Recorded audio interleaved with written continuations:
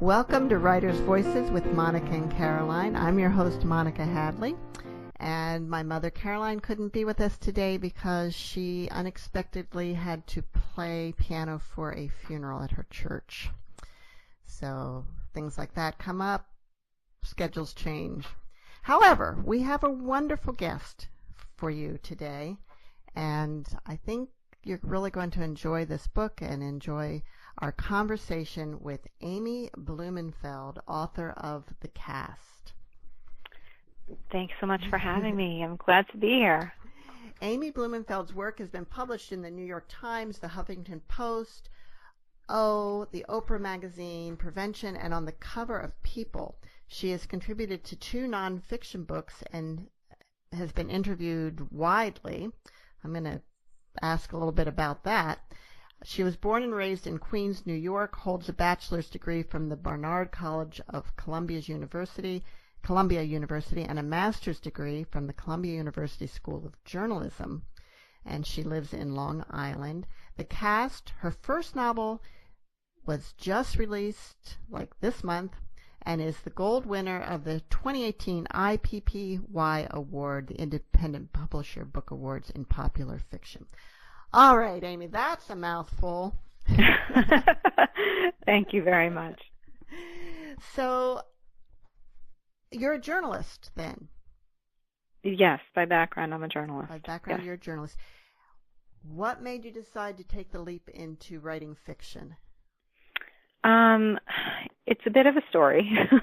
Oh, good. I like stories. Well, for years, I thought I would turn my master's project from graduate school, which was about adult survivors of childhood cancer, into a book. At graduation, my professor suggested that I write a book, and I assumed that he just meant some form of nonfiction, like a series of interviews with patients and survivors and their families. And over the years, after graduation, I needed a job. I needed health insurance. I needed a salary. So I got a job as an editor, but on the side, on weekends and whenever I had time, I would sock away chapters here and there. But it never amounted to anything. It never clicked. It never felt right. And then when I turned 40, I was having these conversations with my friends about just sort of, universal things like relationships, parenting issues, religion, things we hope to accomplish, all of those things. And they're really interesting stories, and everybody was sort of at a crossroads. And I thought to myself, why don't I take some of these conversations and issues that my friends and I were discussing and then take those really good nuggets and the messages that I wanted to convey from my master's project. And so I created these characters that were relatable and really interesting, or I thought they were interesting. And I sort of infused those messages through their stories, their individual stories, and that's how I came to fiction. So your master's thesis project was on adult survivors of childhood cancer. Is there a particular reason for that? Well, it's no secret. I had cancer as a child, and I was really interested. To back up, they told us at the beginning of the school year in graduate school to pick a topic for our master's project that would keep our interest going throughout the year. And I was really struggling at the beginning. They were trying to figure out what I wanted to write about. And it just so happened the day before the deadline, true to form, I did not have my topic in time. And the day before the deadline, I had my annual checkup with my doctors at Sloan Kettering Hospital in Manhattan. And I'm sitting in the waiting room, and I have my ID tag around my wrist, and I'm jotting down these different ideas, waiting for my name to be called for the IV room. And the woman sitting next to me does not see the ID tag on my wrist, and she just starts making conversation. She had her 15-year-old daughter sitting next to her, and she was clearly nervous and like a little fidgety, and she just wanted to talk to somebody. So she said, "Oh, are you waiting for somebody?" I said, "Actually, no." And I pulled up my sleeve, and I showed her the ID bracelet. I said, "I'm actually the patient." And she was sort of blown away, not by me, Amy, but by what I represented, which was hope in a future. And so after my appointment, I found her and I found her daughter. I spent the remainder of the day just hanging out with them and talking and answering any questions they had and just chit-chatting. And after that, I walked back home and I knew that I had my topic because I felt passionate about it, and it was something that I never really thought about, the long-term effects, and the hope, and the issues that childhood cancer survivors face, emotional and physical and all of that. And so I spent the rest of that year interviewing experts, interviewing patients, survivors, their family members. And like I said, at graduation, my professor said, you really should think about turning this into something larger, like a book. And that's how it all started. Plays out there for more of a nonfiction approach to this? Oh, certainly. I actually contributed a chapter, the pediatric perspective, to a book about what friends can do to help people who have cancer. But there's plenty out there. But that's not what my goal was. My goal was to write something that was fun and like a book club read or a beach read, something that I like to read. I wanted it to be a little bit more light, and write something that I would read and pick out of the library. So that's how, I fell on this and came into fiction. So tell us about the title of the book, The Cast. The Cast, so the story is about a group of childhood friends who rally around one of their friends. They're in ninth grade, and one of their friends gets sick with cancer. And they know that they are not doctors. They can't cure her. They can't treat her with medicine, but they can make her laugh. And so they make this Saturday Night Live style videotape called Becca Night Live to cheer her up. And she recovers. She's fine. 25 years later, they reunite over the course of a July 4th weekend in the Berkshires, and they realize that their lives are sort of at a crossroads. And, of course, the weekend does not go according to plan. Because if it did, there wouldn't be a story. And then there's no story. It would be boring. And so the cast is, you can interpret it in different ways. The cast is the cast of characters, that were in the show and that are in this book. And the cast is also, a cast can be healing, like if you break your arm, a cast can help you heal. It keeps you together. It holds you in place and helps you heal. Mm. Now, in your acknowledgments in the back of the book, you acknowledge the inspiration from 10 families from Hollis Hills who comprised the cast and crew of the original Saturday Night Live style videotape. So does that mean that your friends made something like this for you? Sort of, yes. It wasn't my own crew of friends, but it was my parents' friends. So there were 10 families, about 40 people from our synagogue community in Queens, who got together in the multi-purpose room of the synagogue. There was a bar mitzvah going on upstairs. The caterer was bringing the extra leftovers down to them in the multi-purpose room as they spent a whole Sunday filming this. And that's what it was. And so that was just the ultimate in friendship. It was the ultimate in buoying somebody who was struggling and keeping them afloat during a hard time. And it wasn't just me. It was my brother. It was my parents. It was my grandparents. They were helping all of us. And so I wanted to somehow pay tribute to that, get the messages from my master's project across, but do it in a way that would appeal to my friends, in those stories and, this demographic of readers who want something light but really thought-provoking. Mm. So how long did you spend writing this book? Oh, that's a good question. Was it in my head for 20 years? Yes. Did I actually write? I mean, like I said, I socked away chapters, but that was for nonfiction. But for the fiction, for the cast, this actual book, I spent a year writing it, and then I spent a year revising it, and then, the whole publishing process takes a while too. So that was another year and a half.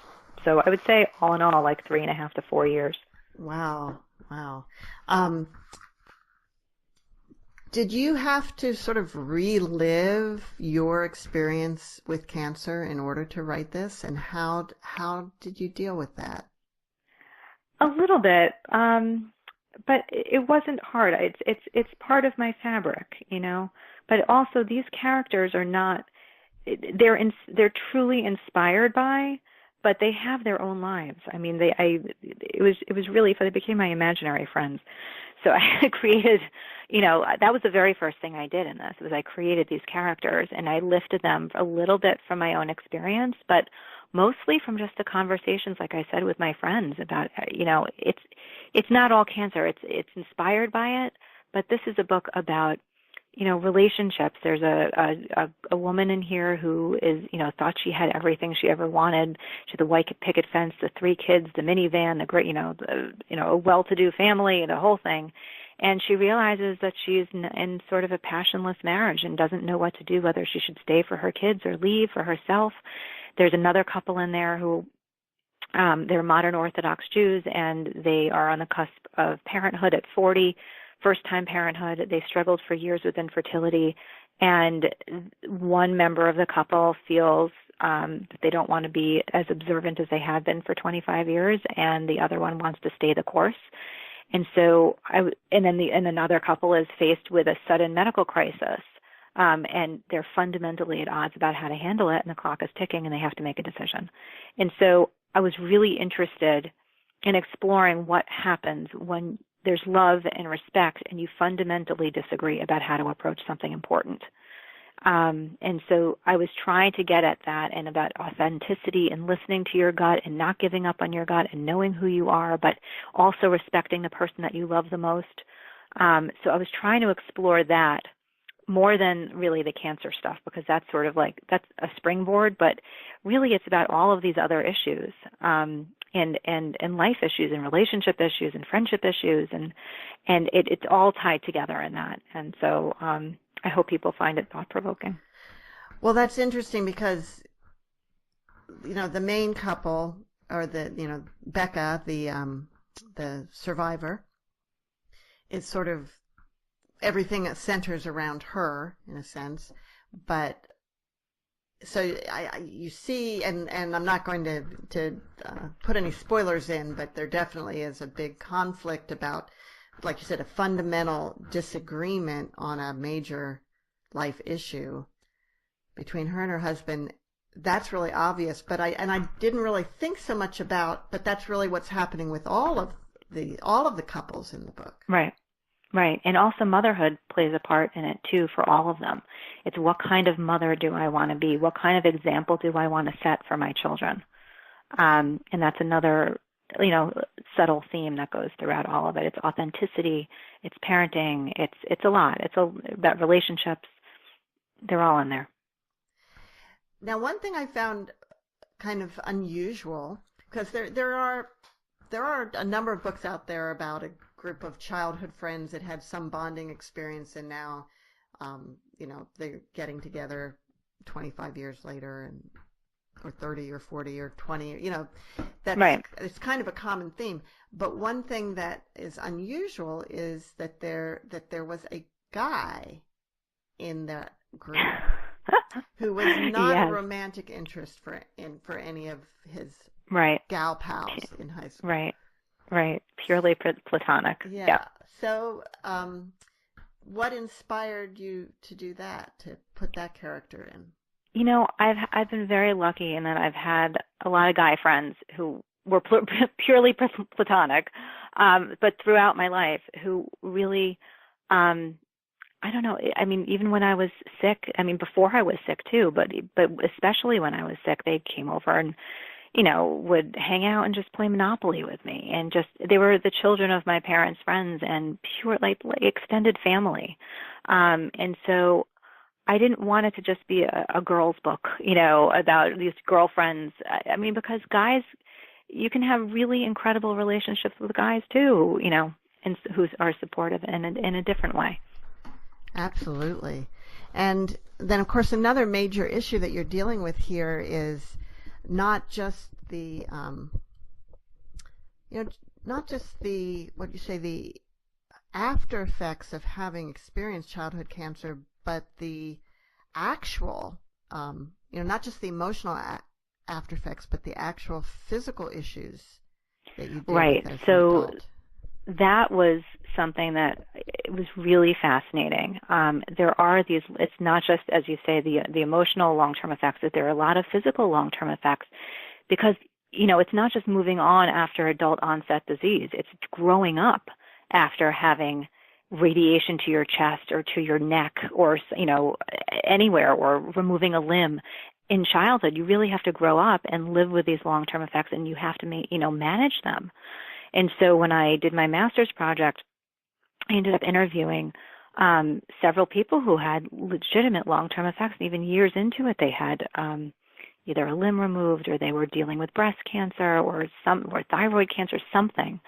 And so I ended up choosing breast cancer as a long-term effect for this book, because unfortunately there are so many women in the demographic of readers, that would know somebody if they hadn't had it themselves. Unfortunately, it's so prevalent that, someone knows someone who has been touched by breast cancer. And so I chose that because even if my readers could not relate to the childhood cancer part of it, chances are, unfortunately, they could probably relate to the breast cancer part of it. And the conversation that is between Nolan and Becca in this book is not one that is typically aired. Usually it's glossed over in terms of the reconstruction about, the spouse is so supportive and everything. But, those were real conversations that people were having that weren't necessarily picked up in the media. And so I wanted to sort of address those conversations that, are typically sort of hush-hush, but are important and real. You're listening to Writers' Voices with Monica and Caroline, and our guest today is Amy Blumenfeld, author of The Cast. I want to talk a little bit more about that, because the decision about whether or not to undergo reconstruction is a major turning point for Becca to make that decision. And how common is it for women who have a double mastectomy or even a single mastectomy to forego reconstruction? I don't have statistics, but it's not nearly as common as going forth with the reconstruction. And what are some of the reasons if somebody would choose not to? It's hard for me to imagine making that choice. Why they would choose not to? Yeah. I from the people I've spoken to, it's about, staying true to feeling comfortable in their own skin. Some people, particularly in this demographic that I've spoken to, is a lot of them were survivors and were just sick and tired of dealing with doctors and hospitals. Mm-hmm. And so, and there are risks involved with the reconstruction, right? Absolutely, there are risks. See, I think that's maybe what people don't really There's certainly benefits. Yeah. There's certainly benefits, psychological benefits, and there's no right answer. Right. There's no right answer. There's no universal correct way to handle that. But from the people that I spoke to, most of them were survivors of childhood cancer or young adults, which was common. And so if you're in that demographic, a lot of them will say, you know what, I've had enough. I don't want any more. And then there are others who certainly will say, you know what, if this makes me feel normal, quote unquote normal, and healthy, then I want it. Right. That's a tough. Obviously, it's a tough situation to be in, and that's a very tough decision to have to make at a young age too. At a young age, and we've read about women too who are having preemptive mastectomy. Right, especially with the BRCA gene. Mm-hmm. Yeah, and how difficult that decision must be. But I also think it's different for people, like I said, who had been through something before versus somebody who's doing this for the first time and has never had any experience with any kind of health issue. It's like anything else in life. Your decisions are based on your prior experiences in life. Right. And when you have survived a life-threatening disease, that probably gives you some insight that other people may not have. Oh, absolutely. Yeah. Yep.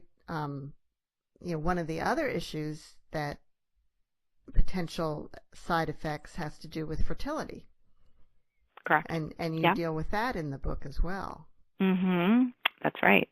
And that's a common one. And that's something that is not something you always have to deal with. A lot of people deal with this later when they haven't had a cancer history. Once they're married, unfortunately, they want to start a family and they're having difficulty, and that's their first experience with it. But if you're a childhood cancer survivor, there's a decent chance, and you're prepared for this, that there may be some, hiccups down the road and that this may be a reality. And so what do you do if you're a childhood cancer survivor and you're dating and you meet someone you really like? How do you handle that? I had that was one of the things that I lifted from my own experience with my husband. We were very fortunate that we were able to have our biological child, my daughter, but through surrogacy. But I knew when I met my husband that I was going to have to tell him at some point.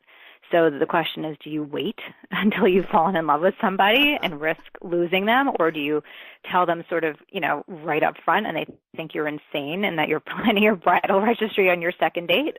So you have to find that right point, when it makes sense. And then you hope that, that it's welcomed and they don't run. And so that's a tricky thing, and that's something a lot of people talk about. Oh, I bet. I have a dear friend whose son had cancer, had a brain tumor when he was about 5, and he survived. But the long-term effects were pretty obvious to the whole world for him because it affected his growth, and so he was officially a small person. Or a little person. They call them a little person.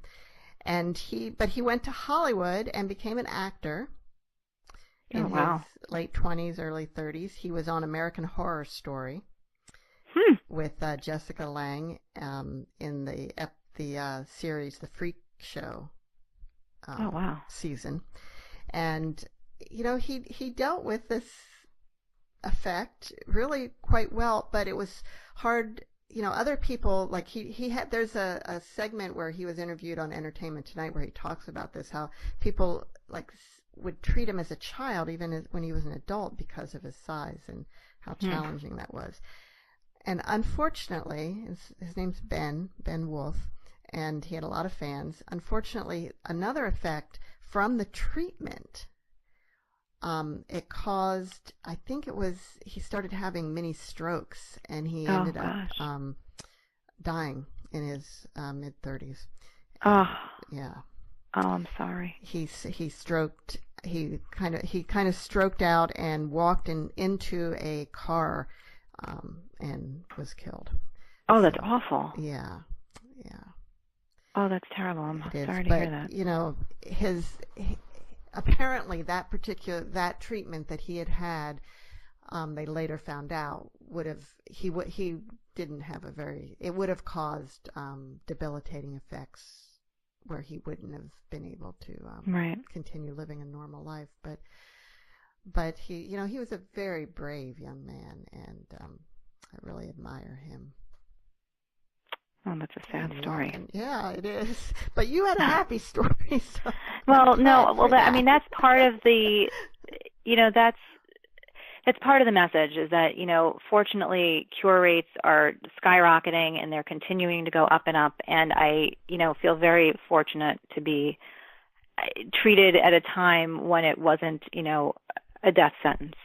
And, not every form is as successful as other forms, but, I feel this need to give back and say thank you. And, I've said this to other people too, given my aptitude in chemistry. There's no way I was going to medical school, but I feel like I can write and I can give back in other ways and raise awareness to, for all of these issues. And so hopefully people will, enjoy it and think about it and find it thought-provoking. That's a challenging thing to do, to sort of be teaching, but still make it a good read.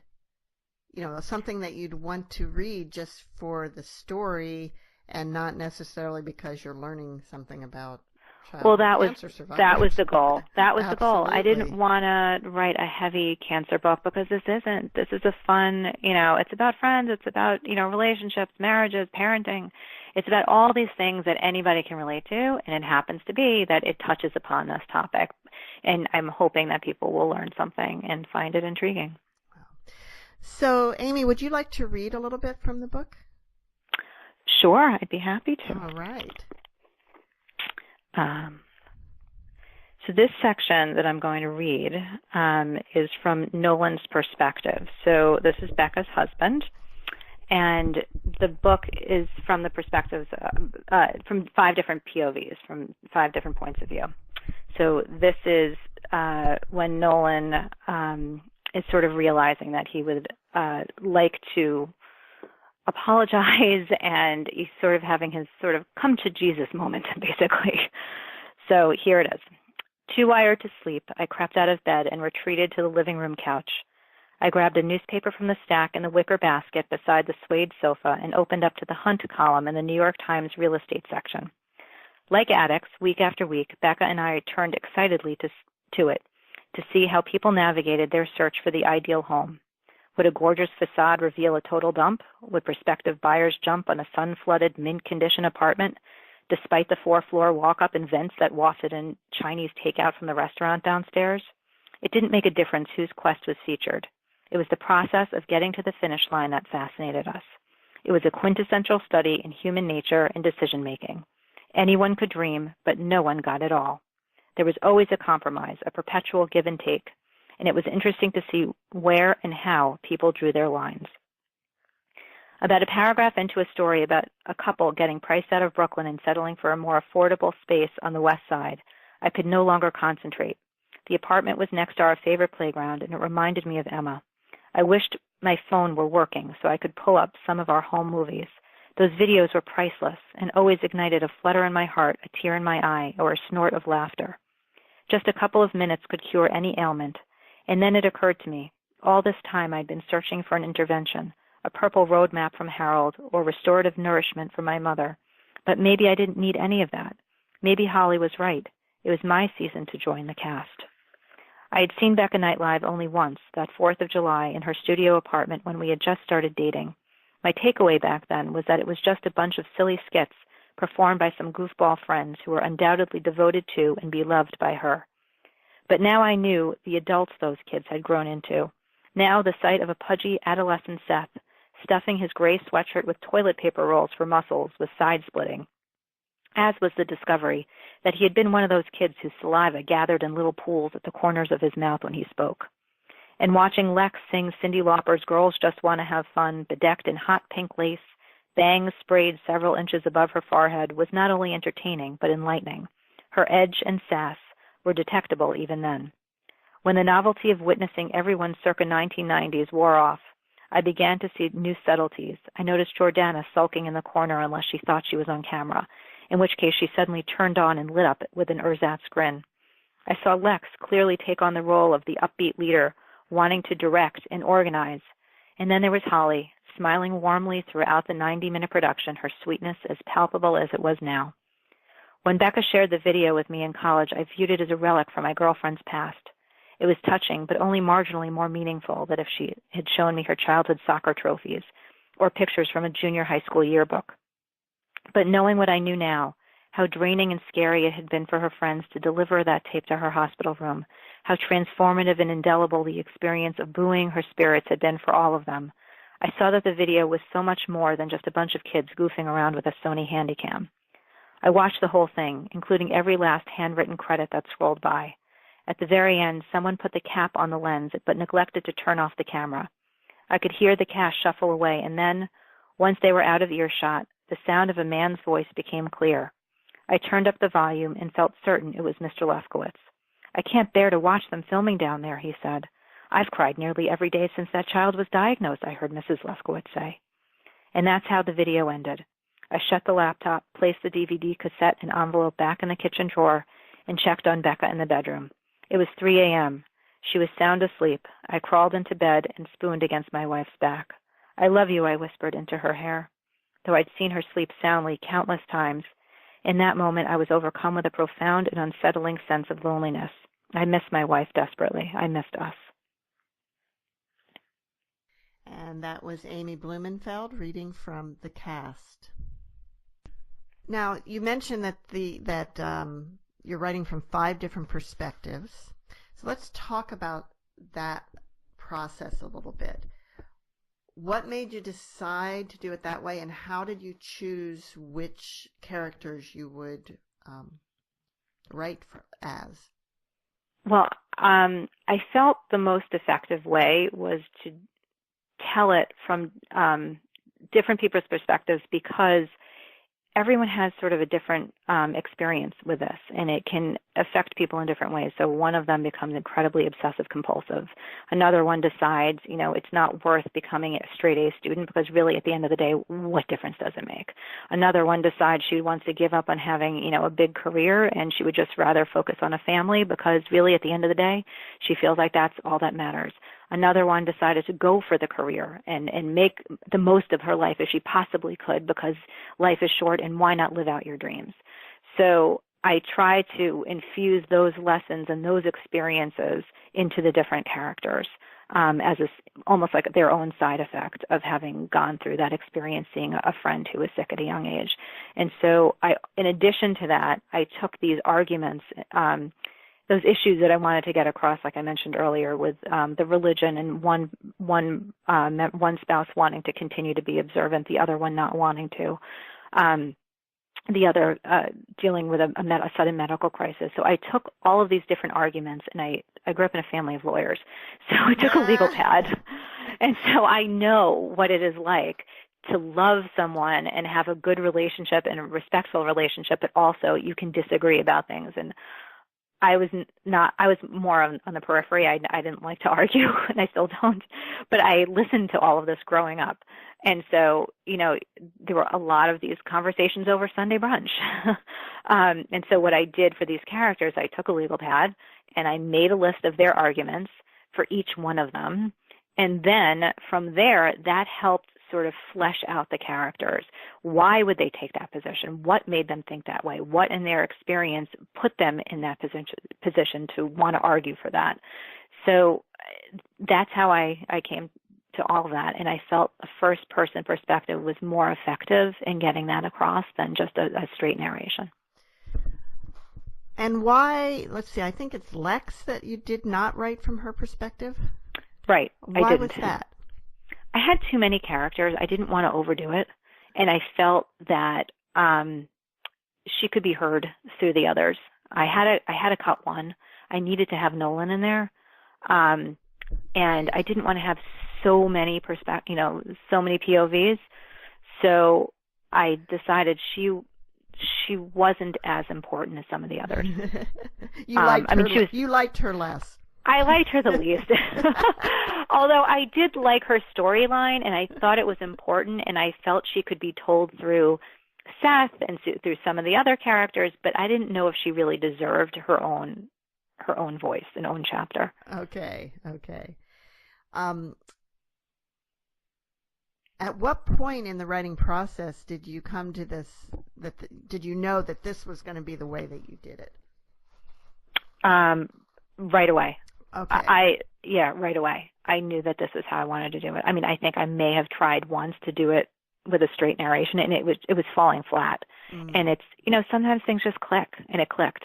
And I think I've always liked that first person approach, and I felt that was the strongest way to handle this. And it just, sometimes things flow and sometimes they don't, and it flowed when I tried that. So it sounds like you knew all the major plot lines before you, like right at the beginning.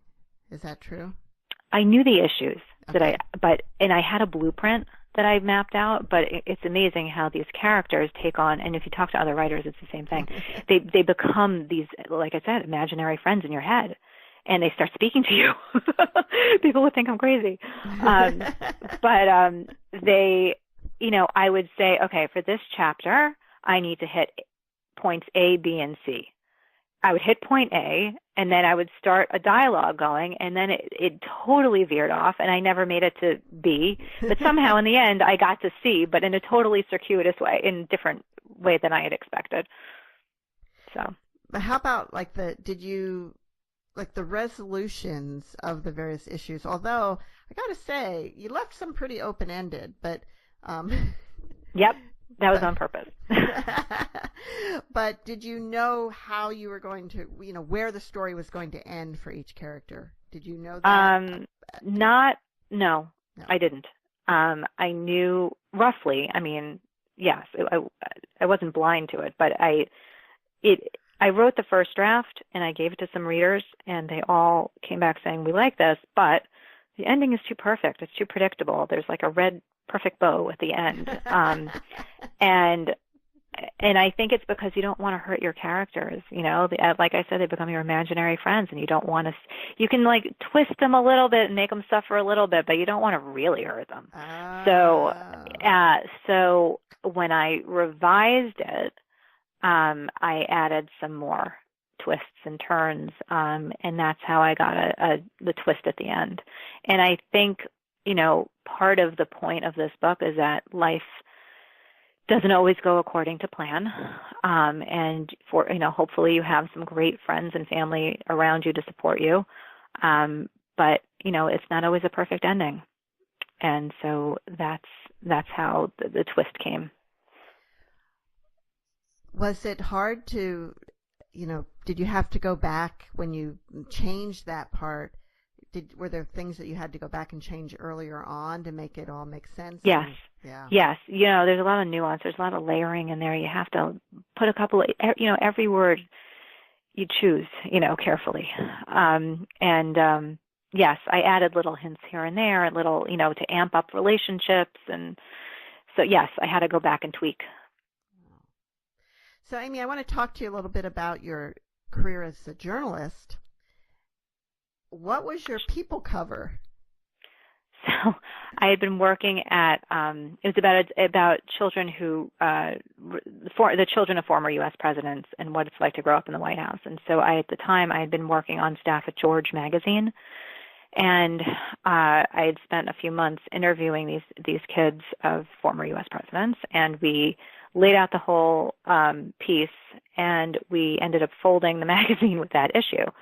So the editor-in-chief of George at the time, Frank Lally, was lovely, and he set up a meeting with People magazine, and I met with People, and they wanted to have me work on it for them, and so I've been working on it. And then the Bush daughters, Jenna and Barbara Bush, were in a news story, and they slapped a picture of them on the cover and linked it to this piece that I just happened to be working on. Oh. And so it ended up a cover story in People. And from there, I started freelancing for other places. Wow. My daughter went to UT of Austin, and I think one of the Bush girls was there at the same time. And I live down there part-time because my kids and grandkids are in the area now. And right down the street, like a block away from my house, is the Chewies, where one of the Bush girls got arrested for underage drinking. Oh, gosh. Yikes. Yep. But anyway, they're wonderful now, and they're terrific. And I watch Jenna on the Today Show. Oh. Yeah, I don't think they were any worse than any other kids. Even, no, I didn't interview them. I never met them or never spoke to them. Oh, wow. But I had interviewed, the grown children of former U.S. presidents. Oh, right. It says in your bio that you've been interviewed on multiple news networks. So what was that about? Well, one of them, sometimes I've gone on for fundraisers and things like that, cancer-related things. But for the Fox News, that was an interesting piece. That was about, this was years ago, with Giuliani, Rudy Giuliani, and politicians with cancer, actually. I was fascinated by this, and them having to sort of divulge their personal information. You have a right to privacy as a private citizen, but if you're running for office and people want to know your health history, whether or not you're going to last in office, not that any of us can predict the future, but, when you have a cancer history, if you have other, medical issues in your past, the public and your voters have a right to know. And so how do you reconcile that right to privacy with, informing your public? And so that's what that was about. Well, the other thing, as a public figure, you can have a big influence like Betty Ford did, where she was public about her health issues and got a lot of women to go get mammograms. Right. Right. No, absolutely. You're a role model. Yes. So, it can be for good, but it's also you're really putting yourself out there. And so it was an interesting conversation. I bet. So, as I mentioned, some of the storylines in the cast are a little open-ended. Does that mean there's a sequel on the way? I would love it. I would love it. I'm plotting it out right now, and we'll see what happens. What happens, but I would love to do it. How about other writing? Are you doing other types of writing? Are you still working as a journalist? Right now, I was focusing on the book, and so we just got that out, and now I'm plotting out the sequel to this. Great. But we'll see what happens. So your goal is to write fiction full time? I don't know. My goal is to, write what moves me, and wherever that goes. Whether it's to dabble in fiction, to dabble in nonfiction, we'll see. But I'm open to both. I've enjoyed both. Now, Becca is also a journalist, right? Well, broadcast. Broadcast, okay. Yes. And she also has a daughter. Mm-hmm. And you write what you know, but you write what you know, but I could, you know and where that I'm was going with this. How much like you is Becca? She is similar, certainly similar. Listen, I mean, it's I use my life as a springboard for this, but right. If I wanted to write a memoir, I would have written a memoir. There was no way that it would be nearly as exciting or dramatic as this book. I attempted it when I was right after graduate school. I was like, this is not something I would want to read. So, I really felt in my gut that there were a lot of messages and lessons that I could lift from my own experience, but I couldn't tell it as my own story because honestly, there wasn't enough drama. Fortunately for me, there was not enough drama. But it wasn't something that would really be intriguing and interesting to the public. And so I took, as I said, my own experiences, and I put them in a blender with these characters that I felt could address issues that my friends and I were interested in that were not related to my life also, and just make it much more appealing that way. Right. Now, Amy, you mentioned that the publishing process takes quite a while, which it obviously does.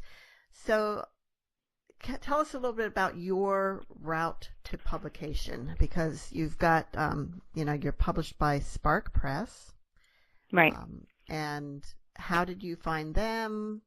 And Spark has been fantastic. Spark is a hybrid. So I signed with an agent. We pitched a few of the traditional publishing houses. We came very close with two of them. It went to second rounds with them, and then ultimately the second round of it just they passed on it. So I could have continued and gone to a few more rounds with others, but a friend of mine and a friend of hers had both published with Spark and had fantastic experiences. And I figured, okay, what do I have to lose? So they're a curated press. It's not, it's not self-publishing in the sense where you just, you pay and they produce it, or you can produce it yourself. It's a curated press, and it's a hybrid. So I sent my manuscript to them. They took a look at it. A couple of weeks later, they got back to me and they said they would love to accept it, and it moved forward from there. And I've been really impressed by their unique approach to melding the traditional and independent worlds in publishing. And we really I was able to put my own 2 cents instead of, handing my baby of a book over to a big house where I really lost control of it. It was like the best of both worlds. I had the benefits of people who are seasoned and really been in the publishing industry for years and knew what they were doing in the traditional publishing world. And then they went over and started this. So that I had their wisdom and expertise, but they also allowed me to be a part of the process, and we're really a team. And so I really enjoyed I really enjoyed it. So in terms of how they differ from traditional press, is that more author involvement, would you say? Yes, Is it's the more main author difference? involvement. Yeah. But do they have the editors and the copy editors and They do. They have different tracks. So with Spark, I don't know how the other hybrids work, but with Spark at least, they put you apply and then they put you on different tracks, and they can either push you ahead, or if you need more help with editing, they'll assign an editor to you.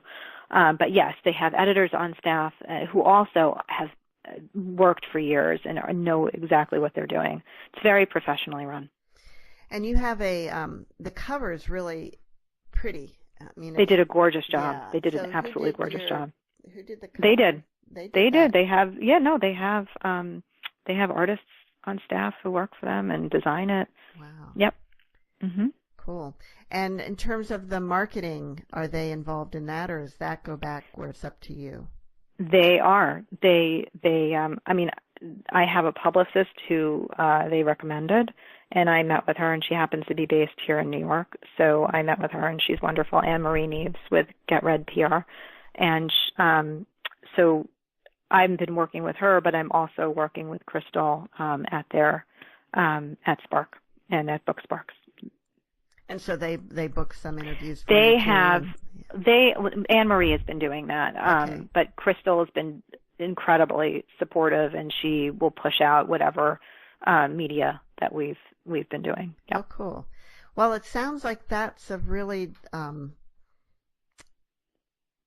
good way to go. I'm I just have no wondering regrets. if I'm when very you say a happy. curated press, but it's sort of like, so it's maybe a little bit easier than getting a contract with the big press, but then if they turn you down, that would feel even worse. I don't know. You didn't have that, so you don't know. Right. Yeah. And so would you continue, do you think, working with them for your future books? Very possibly. Yeah. They've been a pleasure to work with. Cool. How did you go about finding an agent? It was blind. I researched, I looked on Publishers Marketplace, I looked online, I looked up the books that I enjoyed reading and I felt my book would be similar to, and I looked in the acknowledgement sections, and that's always the first place I I look when I get a book. I read the acknowledgement page first, and then I sort of made a chart of names and the types of genres that the different agents represent. And then I picked a few and I pitched, and I ended up finding my agent in that process. And I just sent her an email on a Friday morning, and she wrote back. It was, and she happened to like my pitch, and I sent her the manuscript, and she read it, and that was that. Wow, you make it sound so easy. It wasn't because there were several, it's just, you put your heart out there, and you're open to getting crushed. Yeah. You put your heart into a book, and you're just exposing yourself, but you never know what'll happen. You're listening to Writers' Voices, and our guest today is Amy Blumenfeld, author of The Cast. Now, one of the big issues that you deal with in the book, although it isn't so much of an issue as just sort of a fact of life, is surrogacy. Yes. And Becca's daughter, Emma, was conceived from the egg and sperm of Becca and Nolan, but then was carried by a surrogate mother. And Emma knows about this and has been told, the story since she was quite small. And I'm assuming that this is something that you really thought about and know a lot about. That part was lifted, not 100%. It wasn't our experience with our surrogate, but it was just the experience of having a surrogate. It was lifted from our own lives. We had a very positive experience. But, if there's one lesson to put out there for people who are looking into surrogacy, it's just you need to accept that, there's a loss of control. My friends anybody who's pregnant, there's a loss of control over your own body when you go through pregnancy. But in some respects, but not in all, you have control over what you eat. You have control over what, if you take cold medicine or not, if you go on a vacation or not, if you're drinking wine or not, if you're taking drugs or not. That's something, I and anybody else who goes through that process as the parent doesn't have control over if, someone else is carrying your child. And so you have to just accept that there is a loss of control. And you hope for the best. Now, in the cast, Becca, who has a lot in common with you, is married to Nolan, who's not always such a great guy. He has his good side, but there's some issues. How did your husband feel about Nolan? My husband's amazing. He's a saint. He's completely supportive, and he's been laughing the whole time. He's like, live it up, have fun with it. So, no, he's been great about it. He's totally great about it. Yeah. So, are there things about Nolan that your husband would look and say, well, that's me? The only thing, the klutziness. The what? Klutziness? Klutziness, yes. Tripping and hurting, and but basically that, he's not Nolan. So it was just I had fun with it. And but yes, the klutz, falling and tripping. On the concept of male friendships too, and that's something that I feel could be explored even further. Mhm. Mhm. Yep. In perhaps the next book. Yes. Yep. I would like to possibly focus on Seth, but we'll see what happens. Who knows? I'll start writing it. We'll take it from there. So, Amy, did you keep a journal during your experience with childhood cancer? No. No, I didn't. Have you ever journaled? I'm not a journaler. I would write. I'm more of a long email to my friend type of person, but not for myself. No. Actually, the only time I well, there was an email back then, but no, I was more of just sort of staying the course and maintaining normalcy and not focusing. When I was a kid, and I think my parents were exactly the same way, which is just do your homework. Let's, make plans for next weekend. It's just you keep the routine going and not focusing on what was going on. And that at the time was what I needed. And I think what they needed too. That sounds like good advice. Yeah. I mean, again, there's no right answer for everybody. Right. Everybody has to deal with these things the way that works for them. But what worked for us was just focusing on regular everyday life. Now, have you ever been part of a writer's group? No.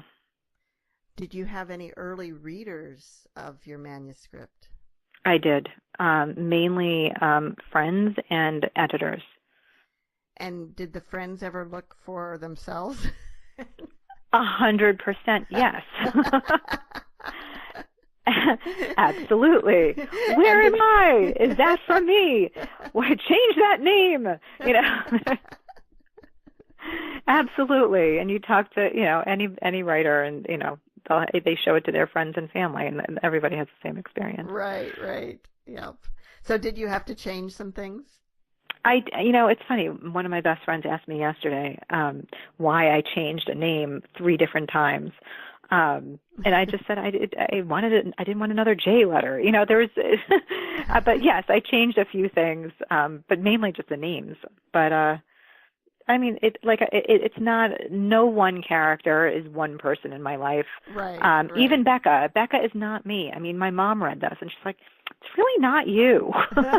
It's your story." I said, "I know.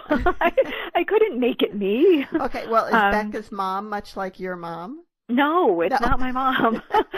No, I mean, yes, I was very blessed. I am blessed to have such incredible, loving parents who would do anything for me and for my. And I have a brother who's not in the story. But no, they're different people. They're different people. I would have written a memoir if I felt. I don't know. I needed to change things up and I make it way more interesting. But as I said earlier, the messages were just burning inside of me, and I felt I needed to get that out. I needed to give birth to this book, to a book that had these important messages, but written in a really more fun way. Well, I think you totally succeeded at that. Thank you. We're almost out of time. Do you have any closing words of advice for writers? Keep at it. Just keep at it, and be authentic, and listen to your gut. If you believe there's a story in there, don't let anybody else tell you there isn't. Well, thank you, Amy, so much for being with us today on Writers' Voices. Oh, it's my pleasure. Thank you. This was fun. And now, with the wonders of modern recording technology, we have a quote from Caroline. So do you have any closing words for us today, Mom? I do. The friendships that we make in our lives, some endure forever, and these are like the frosting on the cake of life. Well, thank you so much, and see you all next week on Writers' Voices. Bye-bye.